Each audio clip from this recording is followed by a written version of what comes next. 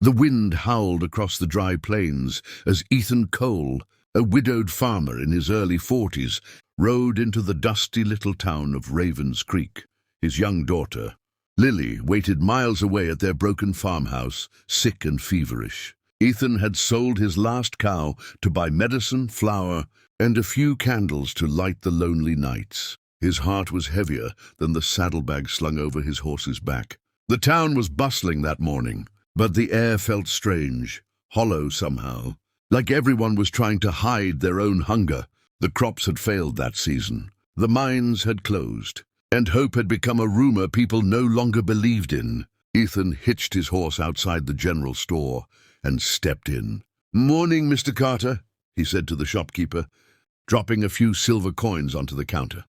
"Need a bag of flour, medicine for fever, and—" But before he could finish, a weak, trembling voice echoed from behind him.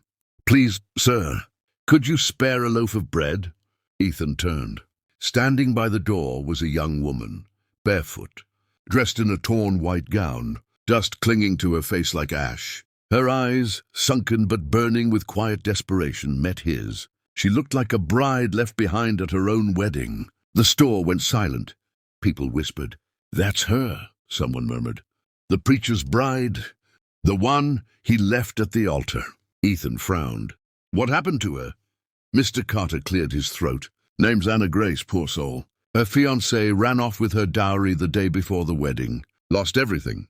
She's been begging around since last spring." Ethan looked at her again, trembling hands clutching her stomach, whispering a prayer only heaven might hear. He reached into his bag, pulled out the loaf he'd just bought for Lily, and walked toward her. "Ma'am," he said softly, placing the bread in her palms. Anna's lips quivered.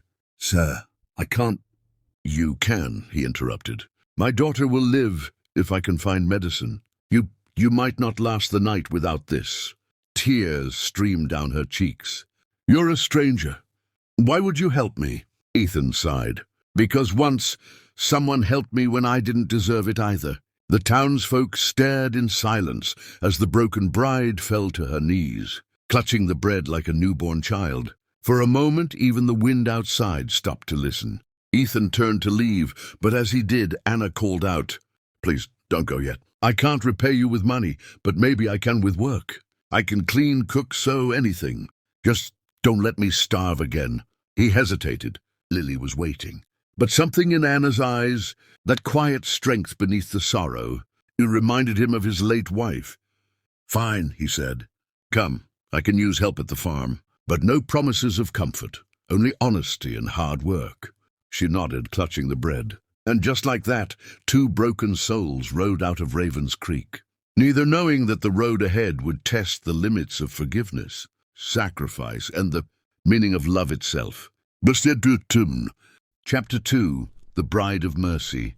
Days turned into weeks. Anna worked from dawn till dusk, tending to Lily, fixing the fence, scrubbing floors until her fingers bled. She never complained.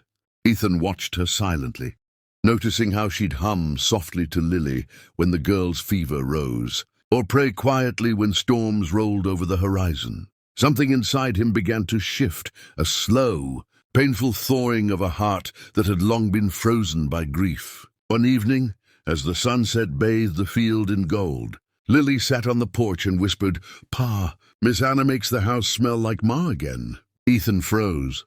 He looked toward the kitchen, where Anna was kneading dough with her sleeves rolled up, the light catching the faint smile on her face. For the first time in years, their house didn't feel like a tomb. It felt alive, but peace doesn't stay long in Ravens Creek. A month later, a stranger arrived, tall, cruel-eyed, with a preacher's coat and a liar's smile. It was Reverend Miles Turner, Anna's runaway fiancé. He had come not for love, but for vengeance and gold. "You owe me, Anna," he sneered. "That dowry was mine by promise. You think you can hide here with a widower and play house?" Ethan stepped forward, fists clenched. "You best leave before I make you." Miles laughed. "She's my wife-to-be. You've stolen her." Anna shook her head, trembling but firm. "No, I was never yours. You left me with nothing but shame, and this man gave me life again." The preacher lunged, but Ethan was faster. Years of hard work had carved strength into his bones. One strike and Miles lay sprawled in the dirt. The sheriff, who'd seen the whole thing, nodded solemnly. "Turner, best you ride out before the town decides you ain't worth the trouble." When the dust settled, Ethan turned to Anna. She was shaking, but her eyes were clear, brighter than he'd ever seen them. "Why did you risk yourself for me?" she whispered. Ethan smiled faintly. "Because you saved us too. You brought back light when we'd forgotten what it looked like." Under the starlit sky, Lily ran out, hugging them both. The wind carried the scent of fresh bread from the kitchen, warm, alive, forgiving. And somewhere in that quiet, Anna realized she wasn't a beggar anymore. She was home. Bestättum is moral. Sometimes mercy finds us when we least deserve it, through the hands of another broken heart. The weeks that followed were unlike anything Ethan Cole had ever known. The farm, once silent and haunted by the ghost of loss, began to breathe again. Every morning, before the rooster even crowed, Anna was already awake, stoking the fire, boiling water, and sweeping the front porch until the boards shone in the pale dawn light. She never asked for anything, not even gratitude. She simply worked, steady, quiet, and faithful. Ethan watched her sometimes from the barn, the way she'd hum an old hymn under her breath while kneading dough. Her sleeves rolled to her elbows, and hair tied loosely with a faded ribbon. There was something about that sight, a broken woman rebuilding a broken home, that stirred something long buried within him. His wife's death had turned his heart to stone, but Anna's presence was like soft rain on parched earth, slowly awakening something that still dared to hope. Little Lily, though still weak from fever, began to smile again. She'd sit by the window, clutching her worn-out doll, watching Anna move about the kitchen. "Pa," she whispered one evening, her small voice full of innocence. "Miss Anna makes the house smell like Ma again." Ethan froze, his throat tightening, his eyes finding the gentle glow spilling from the kitchen door. For the first time in years, he didn't feel the familiar ache of loneliness when he entered that room. He felt warmth. He felt life. Days passed into weeks, and Ethan found himself depending on Anna more than he intended. She was a stranger no longer. She laughed with Lily over small things, mended Ethan's shirts without being asked, and prayed softly each night for blessings over the house. Yet despite the growing comfort between them, Ethan never overstepped.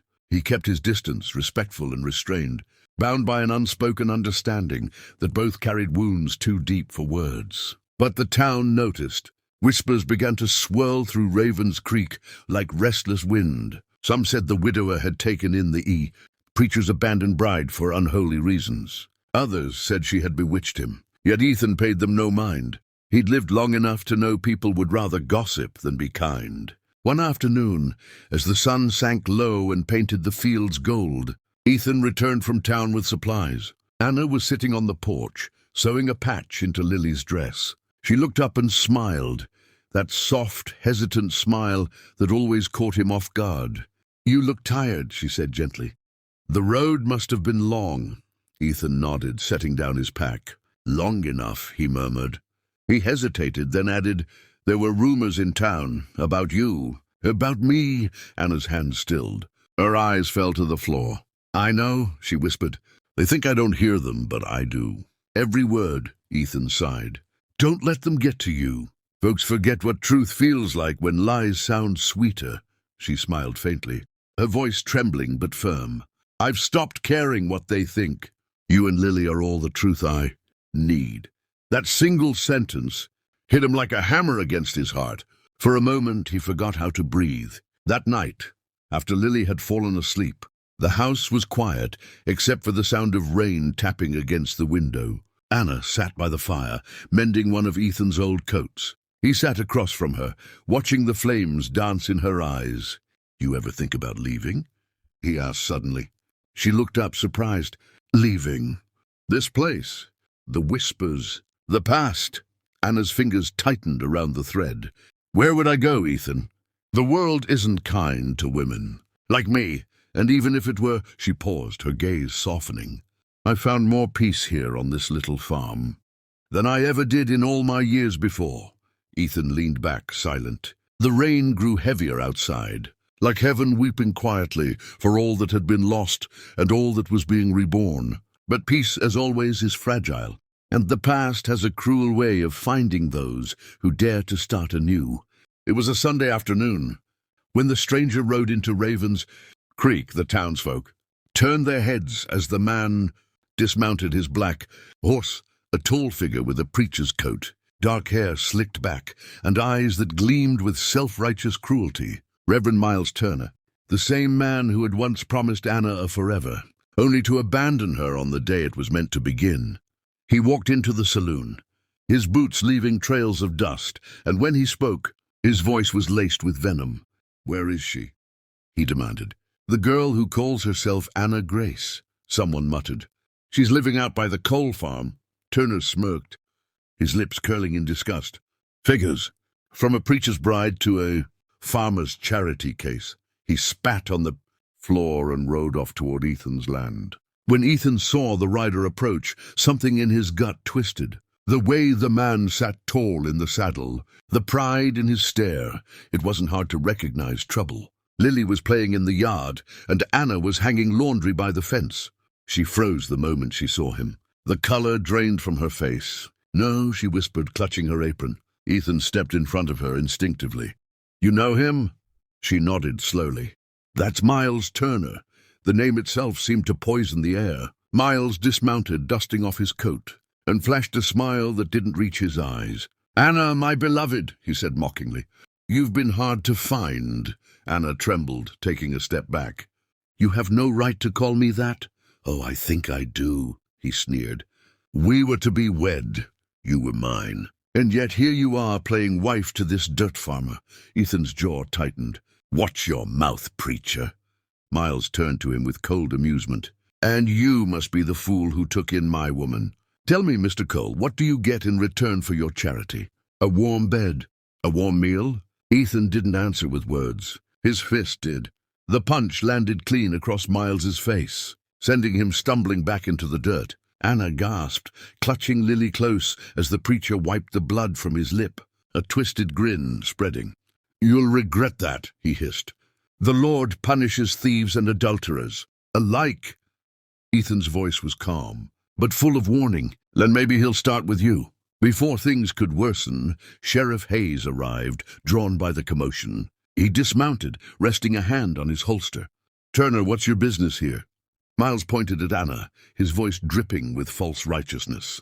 "That woman stole from me money, a dowry meant for our marriage. She ran off and shamed me before the whole town." Anna's eyes filled with tears. "You liar! You took the dowry yourself and left me to starve." The sheriff glanced between them, then at Ethan. "That true?" Ethan nodded. "Every word." Hayes sighed, his patience thin. "Turner, you best ride on. Folks here got long memories, and I don't aim to dig your grave today." Miles spat again, glaring at Ethan. "This ain't over." He mounted his horse and rode off, the sound of hooves fading into the horizon. Silence hung heavy over the farm. Anna fell to her knees, shaking. "I'm sorry," she whispered. "I didn't mean for any of this to find you."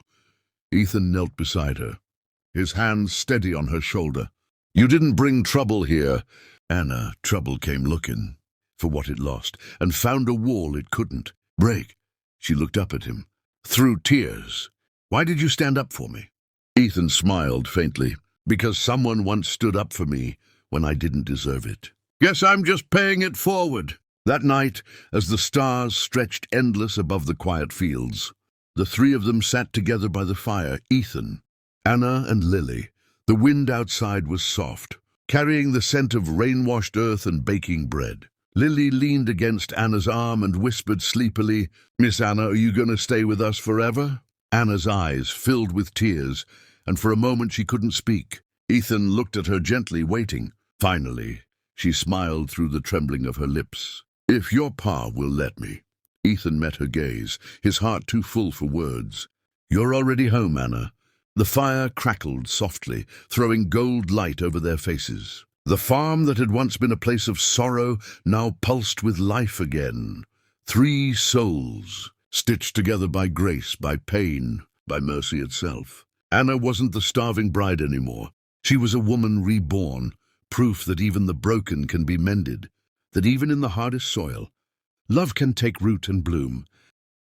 The moral: even the most shattered hearts can become instruments of healing when touched by compassion. Mercy doesn't erase the past, it transforms it into light.